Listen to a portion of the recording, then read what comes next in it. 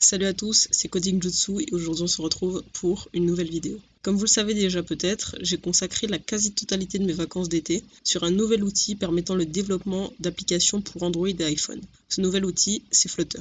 Quand j'ai commencé à coder en Flutter, je me suis rapidement rendu compte que les tutoriels français manquaient. Très peu, voire pas du tout de contenu FR gratuit. Vous l'aurez compris, aujourd'hui je vais vous présenter l'outil pour à l'avenir pouvoir faire des tutoriels complets sur celui-ci.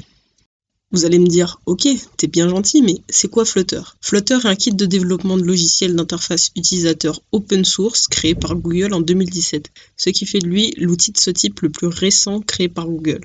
Là où Flutter vient écraser la concurrence, c'est dans sa manière de simplifier le développement multiplateforme grâce à une base commune.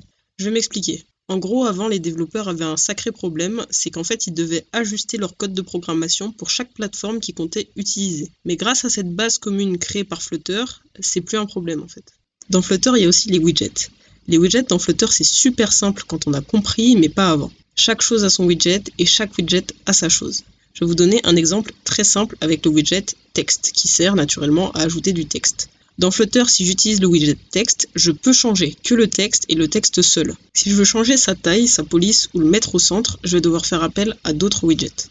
J'avais aussi envie de parler de mon expérience dans ce langage. Alors déjà, une bonne base en Python et mes 30 minutes de JavaScript m'ont servi à rien du tout.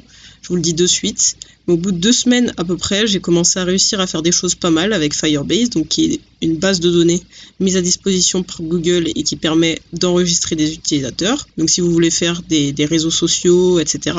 Pour l'authentification. Et j'ai fini par comprendre donc l'utilisation des widgets. Alors certes, Flutter n'est pas parfait, c'est aussi lié au fait qu'il soit récent. Je pense notamment au code qui peut paraître confus au début avec ces fameux widgets qu'on retrouve par centaines sur le site officiel. Mais je pense vraiment qu'il y a moyen de s'acquérir des bases solides assez rapidement. Donc pour ma part, ça a été en 1 mois. Et qui sait de peut-être devenir le prochain Mark Zuckerberg en fait. C'est déjà la fin de cette vidéo et je pense que vous l'avez compris, je me suis pris de passion pour Flutter et pour le développement d'applications.